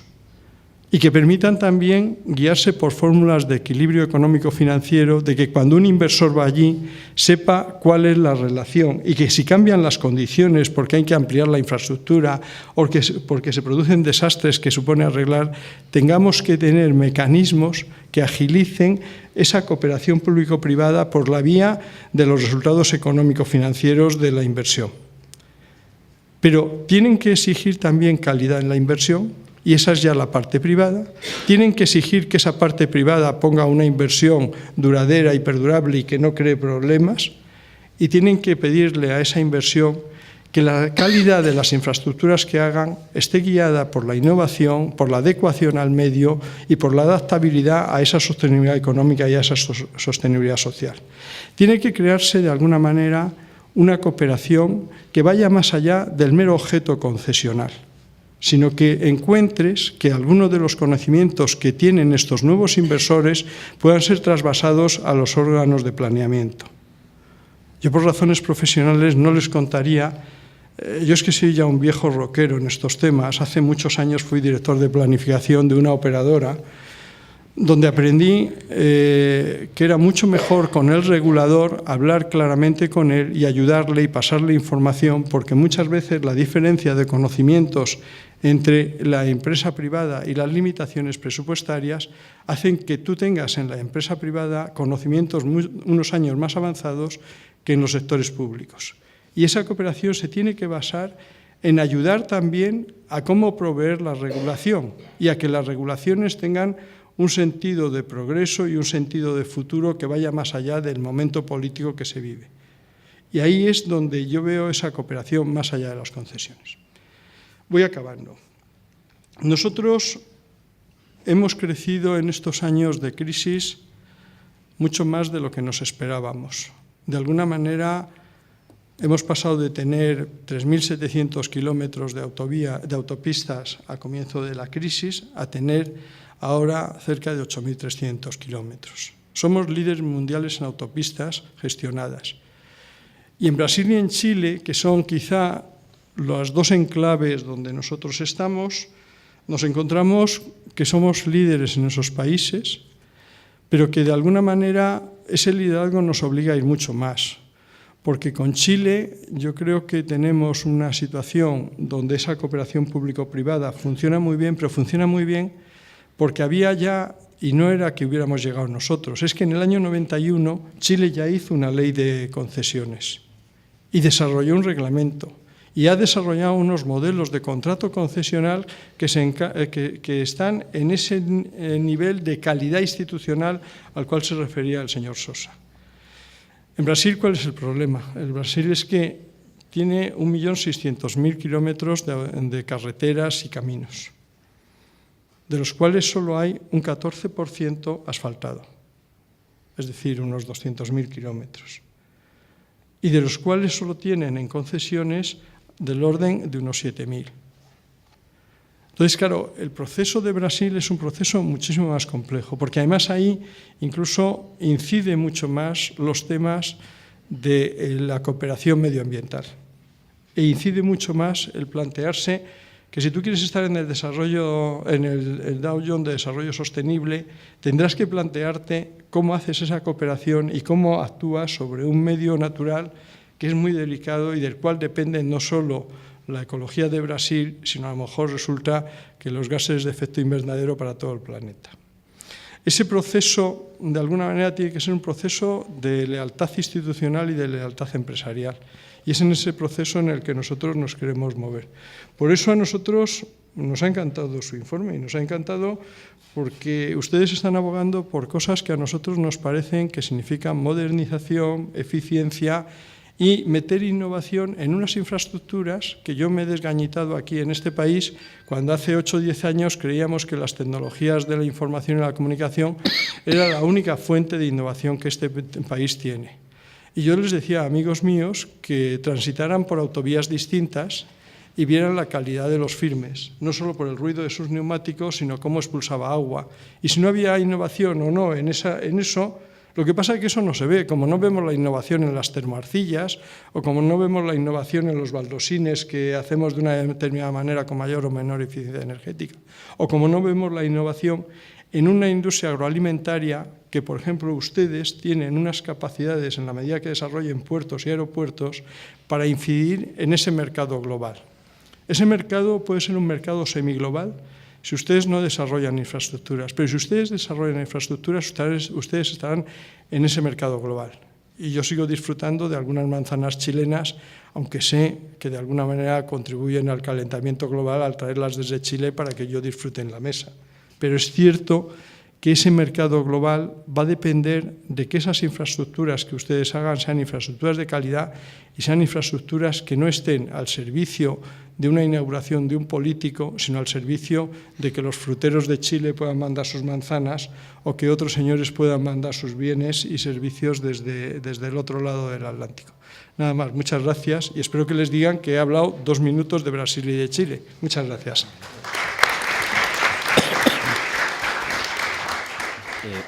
Gracias, señor Morán. Tiene la palabra el señor Miguel Jurado Fernández, director general de construcción de FCC.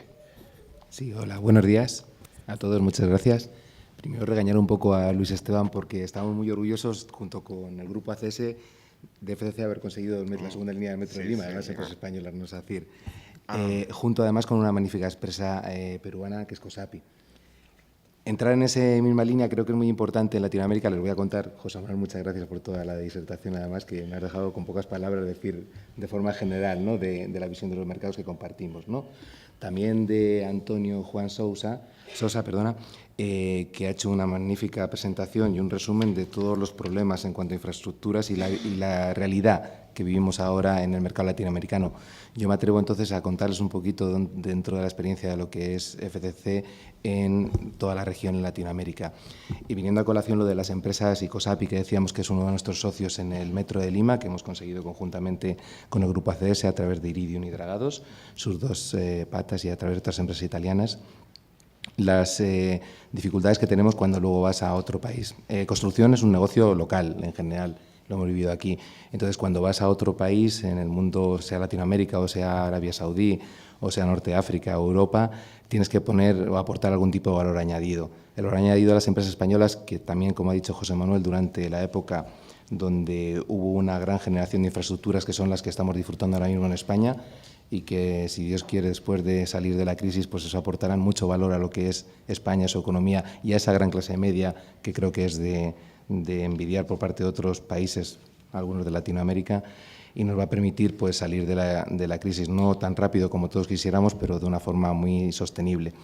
Entonces, hemos aprovechado mucho los fondos europeos y nos hemos convertido en empresas especializadas en grandes infraestructuras, como son puertos, como son aeropuertos, trenes de alta velocidad, trenes de mercancías, grandes carreteras, puentes, desaladoras, gestión de agua de grandes depuradoras, reutilización, que nos permiten competir a lo largo de todo el mundo, de todos los países donde estamos yendo, de forma muy eficiente y dar un diferencial. Si tú combinas eso con la presencia local de empresas donde existen locales de construcción, aporta valor añadido y somos competitivos y damos gran valor a lo que son los países. Eso nos ha ocurrido, por ejemplo, llevamos trabajando más de 30 años en México. En México estamos desarrollando grandes infraestructuras, no solamente de APP, sino también con EPCs, que son de diseño y construcción, con grandes compañías mexicanas como son ICA o como son La Peninsular y algunas otras que vamos trabajando con ellos de forma muy eficiente. También tenemos mucha presencia en Panamá, como han comentado también, en metro. Esa facilidad hemos hecho la primera línea de metro, junto también con socios, con compañías latinoamericanas, en este caso brasileñas, con Odebrecht, en el cual nos hemos movido y ha sido pues un ejemplo de construcción, y que cuando se ha acabado esa línea 1 ya la gente, el pueblo panameño estaba pidiendo la línea 2 y la línea 3. De hecho, se van a desarrollar. Una vez que tienen y lo ven además cómo funciona, pues evidentemente eso es un ejemplo para los demás y un cambio en la vida de todas las personas peruanas, panameñas en este caso. Para ellos, el día de la inauguración, que tuve el honor de poder estar allí en la inauguración, era como una fiesta para toda la población panameña, y para ellos su mayor aliciente durante varios días fue montar en metro. Era increíble verlo, pero así fue. Y ellos también van a desarrollar la segunda y tercera línea. También en este caso estos proyectos han salido adelante no solamente por el impulso de los propios gobiernos, sino impulsos de entidades como son CAF y como son BID, que apoyaron esas líneas, ¿no?, de metro. Son necesarios el apoyo, no solamente en el apoyo monetario, sino en el conocimiento de cómo generar y cómo ayudar a todos esos países en que se desarrollen los proyectos. Porque una deficiencia que vemos en el mercado muchas veces en Latinoamérica es la falta de proyectos. Hay muchas ideas, hay muchas necesidades de infraestructuras. Hablamos de carreteras, de temas de agua, de temas de ferrocarriles, de hidrovías, y la idea está, pero el proyecto falta. También el tema de la legislación. Hay muchos gobiernos que están apostando por la legislación, por cambiar políticas reformistas, como le puede pasar a México, como puede pasar o ha pasado en Perú, como pasa en Panamá o también en Paraguay. Lo que pasa es falta de reglamento, llevarlo eso de verdad a la práctica. Y eso es lo que estamos viviendo y lo que pueden estar sufriendo, porque los proyectos de infraestructuras tan grandes tardan años, a lo mejor tardan 5 años en verse desde que ha salido la idea a lo que ha surgido la realidad. Entonces, lo que sí es importante también es la política y esas instituciones que decíamos que fueran, independientemente de los partidos políticos que gobiernen, que hagan que se tenga una estabilidad para futuro. Si no, cuando cambian la parte política, pues surgen diferentes ineficiencias y un proyecto que estaba pensado y llevado para llevarse a cabo se aplaza, viene otro, etcétera. Pero hemos visto muchos cambios. Sobre todo yo quisiera mencionar la Alianza del Pacífico, ¿no? Países que se han incorporado a la Alianza del Pacífico que nos dan bastante seguridad y garantía a las empresas internacionales para poder desarrollar nuestras inversiones en aquellos países. Estos países son pues, Chile, Colombia, Perú, México, y fundamentalmente esos 4, y luego se quieren adherir otros como Panamá, etcétera, y están siendo ejemplo de estabilidad que para el futuro es muy importante. Hemos pasado una crisis bárbara, ¿no?, que no se pasaba en muchos años, no solamente en España, sino en otros lugares del mundo, y nos hacen ser muy precavidos a la hora, no solamente las empresas constructoras y de servicios, sino las financieras a la hora de dónde ponen su dinero a invertir, con lo cual el marco regulatorio y jurídico es fundamental para nuestro desarrollo y el desarrollo de esos países. En otros países donde estamos, aparte de lo que comentaba de Panamá, y también en esa vertebración de la propia sociedad, pues ahí en la zona de la capital se producían lo que llaman ellos tranques, grandes atascos, no tienen salida de infraestructura. Hemos colaborado en todas las, se llaman Vía Brasil 1, Vía Brasil 2, para las propias salidas de la ciudad, una cintura, una vía costera, y aunque allí haya cambio de gobierno, ha habido cambio de gobierno, como suele ocurrir, ¿no?, en Latinoamérica de forma general, ¿no?, generalizada, en los países donde impera la democracia. En este ha habido cambio de gobierno, pero el nuevo presidente sigue intentando tener una política de infraestructuras para mejorar y para crear una clase media que hoy no existe en Panamá, pero que poco a poco podrá ir existiendo. Entonces, esas infraestructuras todavía crecerán bastante. ¿Dónde se apoya Panamá también? No solamente los recursos del propio gobierno, sino la credibilidad que tiene para el futuro los ingresos propios que tiene el país, o por el Canal de Panamá, o como ser un hub en el cual ellos están intentando que sea un hub financiero, que es muy importante. Y nosotros, por ejemplo, los pagos que conseguimos son por créditos que luego descontamos en los mercados de Nueva York, con lo cual eso se ve el movimiento que puede tener Latinoamérica a la hora de conseguir esos fondos tan necesarios para esas infraestructuras que se necesitan. Otros países donde tenemos bastante presencia es en Colombia. En Colombia ahora mismo estamos desarrollando el aeropuerto del Dorado, la torre de control y los aledaños, y el dragado del río Bogotá. Hacer una mención en Colombia, que tienen muchas ganas de desarrollar muchos proyectos, desarrollan mucha APP. De hecho, están generando un plan de autovías, de autopistas muy importante, llaman las autovías tempranas y autopistas de la prosperidad. Ahora mismo están licitándose. Es un ejemplo de licitación en el cual hay sus pros y sus contras, ¿no? Como pros es que decididamente hay un organismo que se llama ANI, que está generando y poniendo encima de la mesa esos proyectos, con una gente que está impulsando algo que no se había hecho en Colombia hace mucho tiempo, esos proyectos, quiere hacer muchos proyectos a la vez, es muy, dicen los americanos, challenging, muy retante, y tiene algunas dificultades que, por ejemplo, se han precalificado como 10 empresas en cada uno de esos proyectos, pero al final se han presentado nada más 2, o un grupo, o 2. ¿Eso a qué está debido? A que son proyectos de PPPs, de APPs. Estos proyectos no contemplan algunas cosas que en proyectos que se pueden desarrollar, por ejemplo, en Europa o en Estados Unidos, atraen la inversión financiera de entes financieros, que son el tema de expropiaciones, servicios afectados y el tema de las comunidades indígenas. Todos son puntos de riesgo que hacen que las empresas pues, se retraigan un poco a la hora de presentar o licitar esos proyectos. Sabemos, por ejemplo, en España los problemas que ha habido en las autopistas, que los hemos vivido muy de cerca, a la hora de los valores de las expropiaciones, pues que incrementaron por 2 o 3 veces lo que era el coste, y eso ha hecho que fracasen en España los proyectos de autopista que con tan ganas se hicieron hace años. Eso, cuando hemos estado hablando con las entidades colombianas, se lo hemos mostrado, pero ellos tenían gran apetencia de sacar estos proyectos adelante, no podían retrasarse mucho más tiempo, que también es loable, ¿no? Pero posiblemente tengan esas dificultades luego a la hora de que tengan muchos competidores o muchos licitadores, ¿no?, en ese tipo de proyectos. Aunque nosotros, yo creo, tanto ACS ha participado en alguno de ellos y nosotros vamos a participar. Y se están evolucionando poquito a poco, pero es una evolución a la marcha que se van desarrollando. Pero bueno, esas son cosas que ocurren, pero de alguna forma también es importante que se hayan decidido lanzarlos. Perú yo creo que es un ejemplo de país ahora mismo en el cual está apostando claramente por el desarrollo. El presidente, tuvimos también el placer de estar en el día de la firma del contrato con él, con el presidente Humala, y tenía una decisión bárbara de que se comenzase en la línea del metro y que las empresas internacionales, junto con las nacionales, supieran o generasen desarrollo en el país. Con Proinversión, que es una de las entidades que generan el desarrollo de estos proyectos, porque es imposible que todos los municipios, comunidades autónomas o en aquel caso regiones o gobierno central tengan la gente especializada para poder hacerlo, y entonces es unas vías que lo que utilizan es esa experiencia, esas referencias, ese poder acudir a otras instituciones internacionales, organismos multilaterales, para hacer que esos proyectos sean viables. Chile, no hay que hablar nada de Chile. Chile, cuando trabajas en un país OCDE y que tiene pues, parámetros prácticamente como europeos a la hora de ver, existen infraestructuras que se van haciendo día a día, hay muchas concesiones, están bastante avanzados en ese sentido. Y, por ejemplo, otro país que puedo comentar es Brasil, que tenemos actividad como empresa especializada haciendo puertos. Estamos haciendo el puerto de mayor calado en Latinoamérica. Puertos, yo creo que va a crecer muchísimo toda la actividad de puertos, no solamente por la finalización del Canal del Panamá, sino todo el tema logístico, de la ampliación que tenía. Nicaragua también, que tiene dentro de sus objetivos hacer otro gran canal. Y lo que va a permitir es que todo el trasiego de mercancías, de logística, haga que se haga unas reformas muy, muy grandes en puertos. Brasil es un sitio, un lugar más complicado, también como decía Antonio, tiene grandes empresas constructoras, las empresas son locales y competir las empresas españolas con brasileñas pues es muy complejo, ¿no? De hecho, ellos están compitiendo a lo largo de todo el continente latinoamericano.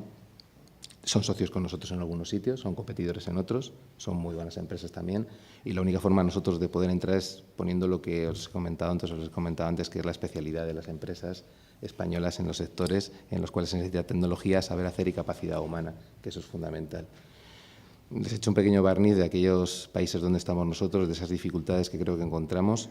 Los países, yo creo que todos en más o menos medida están luchando por generar infraestructuras que lo que hacen es incrementar la capacidad de tener esa clase media que tan necesario es para toda la región, y que con empresas como las nuestras, que podemos colaborar evidentemente. Ahora mismo las empresas españolas no es que sea una opción, ¿no? Es una necesidad el poder competir en el mundo internacional. No solamente ahora estamos en Latinoamérica, también en Europa, en Middle East, en Medio Oriente, Norte de África, Estados Unidos, Canadá. Sabemos hacerlo, y sabemos hacerlo combinadamente con los organismos multilaterales, que tanta ayuda necesitan los países como las empresas, y con las empresas locales. Al final es raro donde el país donde nosotros estamos yendo que no tengamos un socio local, a no ser que ya no exista o te sientas como local, que entonces ya tiene que pasar un lustro o 2 lustros para poderlo hacerlo de esa forma. Lo podemos hacer, y en Latinoamérica hoy sí que existen en los países que les he mencionado esas empresas con las cuales se pueden trabajar. Si luego tienen alguna pregunta, pues con mucho gusto les puedo decir o contar nuestras experiencias, y muchas gracias por su atención. Gracias.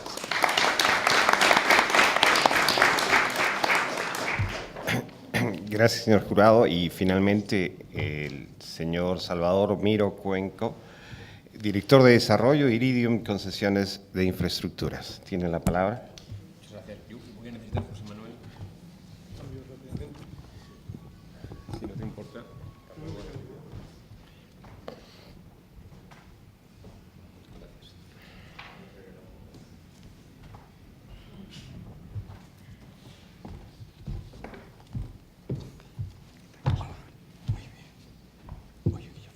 Yo trabajé con vosotros 4 años. Sí, tú has estado. Sí. Se me ha hecho mucha ilusión veros.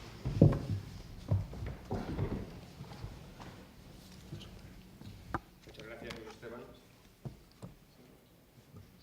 Gracias. Yo anticipo mis disculpas por un posible ataque de tos debido a la alergia. Ya lo he comentado antes a los organizadores. A ver. Yo sí que me tengo que apoyar en la presentación, porque además presento a Dragados, que ha preparado la mayor parte de ella, con lo cual estoy absolutamente obligado. A ver.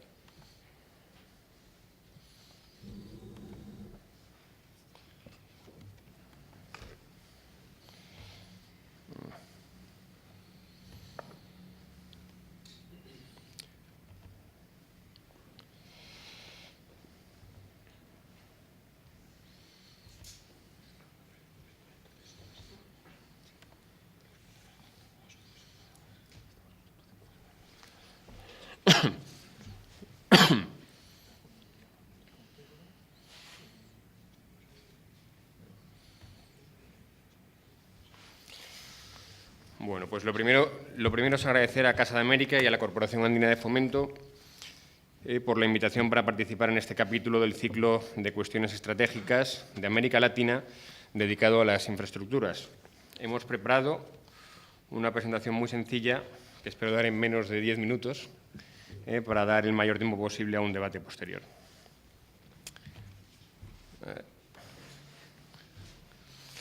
Bueno, en una primera parte presentaré brevemente a Dragados e Iridium, ambas empresas del grupo ACS, 100%. Daré algunos ejemplos de proyectos de infraestructuras que hemos desarrollado en los últimos años, algunos de ellos bajo contrato de concesión, algunos de ellos ya en manos de Abertis. Y, por último, expondré nuestra visión de algunos aspectos que están siendo clave para el impulso de las infraestructuras en Latinoamérica y que, por tanto, esperamos que se sigan impulsando y extendiendo en la medida de lo posible.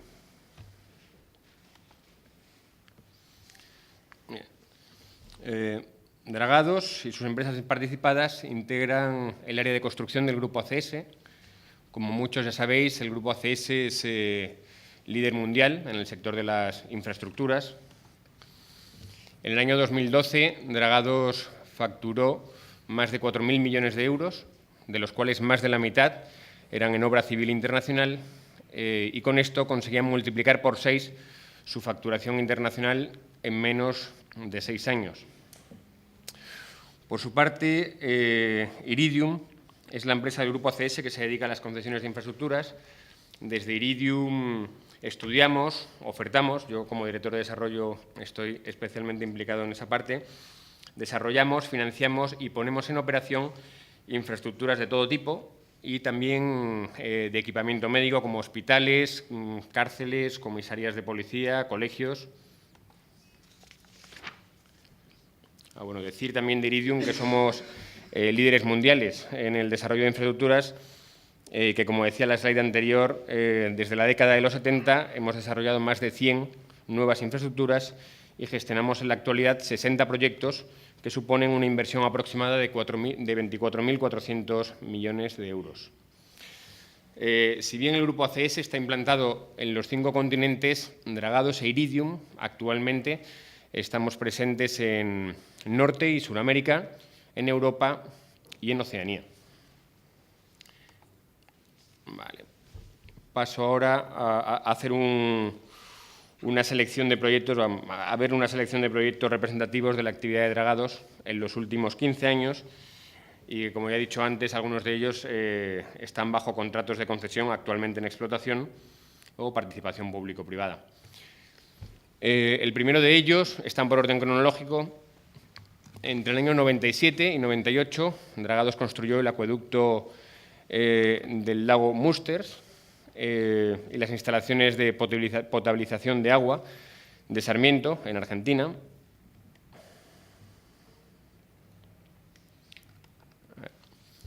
Entre el 97 y el 2005 construyó la presa y la central hidroeléctrica de Caruachi, en Venezuela. Entre el 98 y octubre del 2003 construyó la concesión carretera de Santiago a Valparaíso y Viña del Mar. Su cliente era una sociedad concesionaria, o es, bueno, fue en su día, durante la construcción, una sociedad concesionaria que, digamos, ofertamos y desarrollamos desde Iridium en aquellos días con otro nombre, y actualmente uno de sus accionistas es el Grupo Abertis. Entre diciembre del 2000 y enero del 2007 construyó la autopista central norte-sur en Santiago de Chile. Se trata de otra concesión, una de las famosas concesiones urbanas explotadas con Free Flow.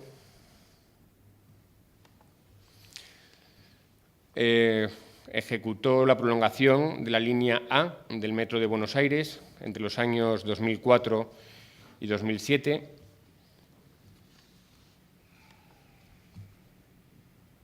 Desarrolló también el muelle terminal marítimo de San Vicente, en Chile, entre los años 2008 y febrero del 2012. Entre esos mismos años, 2008 y febrero y diciembre del 2012, hizo el túnel carretero sur de los Bronces, también en Chile, para un cliente privado, en este caso. Ya más recientemente, entre el 2011 y diciembre, y hasta hace muy poco, diciembre del 2013, estuvo reparando las dársenas y construyendo, mediante un contrato EPC, los desperfectos ocasionados por el seísmo que hubo en Chile hace 4 años, de la base naval de Talcahuano, en Chile. Está actualmente, desde febrero del 2012 y debe terminar en diciembre del 2014, construyendo la doble calzada de la carretera, una concesión, Bogotá-Villavicencio, que ofertamos en su día desde ACS y que actualmente está también como accionista Abertis, en la concesionaria Coviandes, siendo socio de nuestro actual socio en las carreteras 4G que antes ha comentado Miguel, que estamos ofertando efectivamente desde ACS. Y hemos dejado para el final nuestra más reciente adjudicación en América Latina, que es la línea 2 del Metro de Lima, junto a FCC, COSAPI y efectivamente Impregilo y Ansaldo, las empresas italianas. El proyecto cuenta con 35 kilómetros de túnel subterráneo, 35 estaciones, y también somos responsables de la adquisición y mantenimiento y reposición de todo el material rodante. El plazo de construcción es de poco más de 5 años, debemos terminar a finales del 2019 y continuará con un periodo de explotación de 30 años más.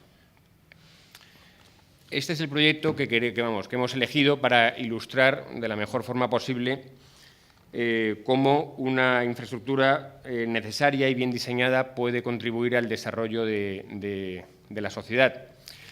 La extensión de la ciudad de Lima, las necesidades de movilidad de sus más de 8 millones de habitantes y la ausencia de una red de transporte público generan importantes problemas de congestión y contaminación, que seguro que Luis Esteban conoce bien.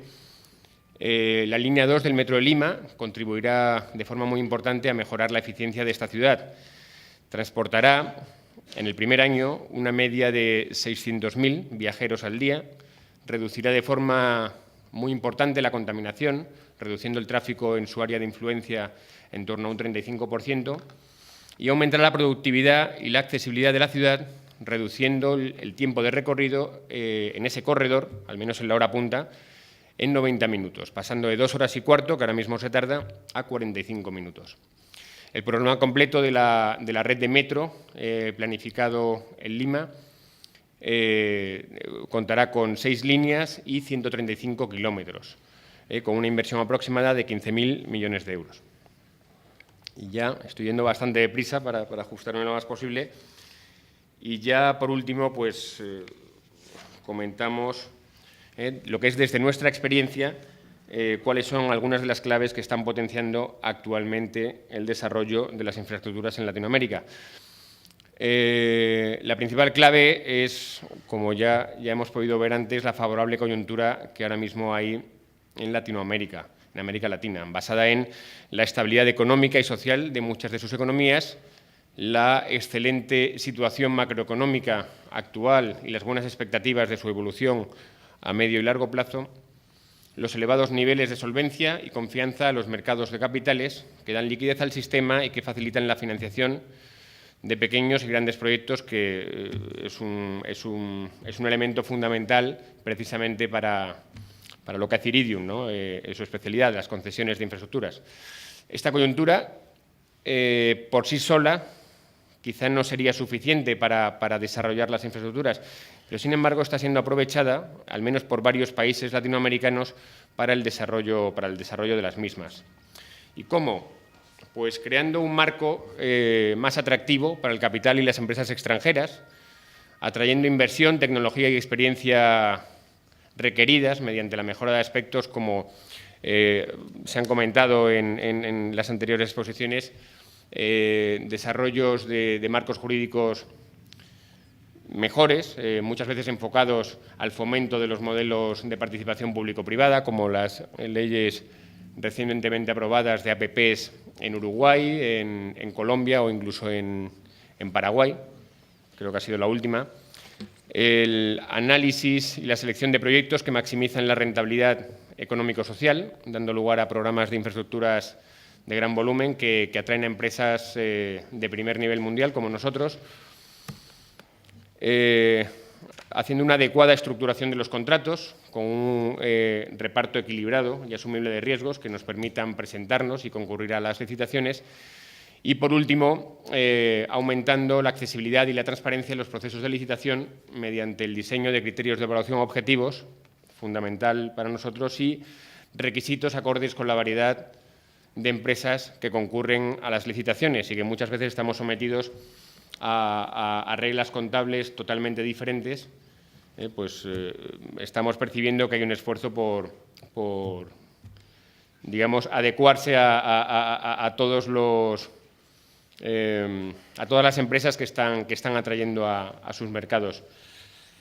Pues nada más que decir. Lo único, vamos, yo entiendo desde Iridium y Dragados únicamente desear que Latinoamérica siga por la senda que ha empezado, al menos algunos países, desde hace algunos años, y que sigan así haciendo avanzar sus infraestructuras.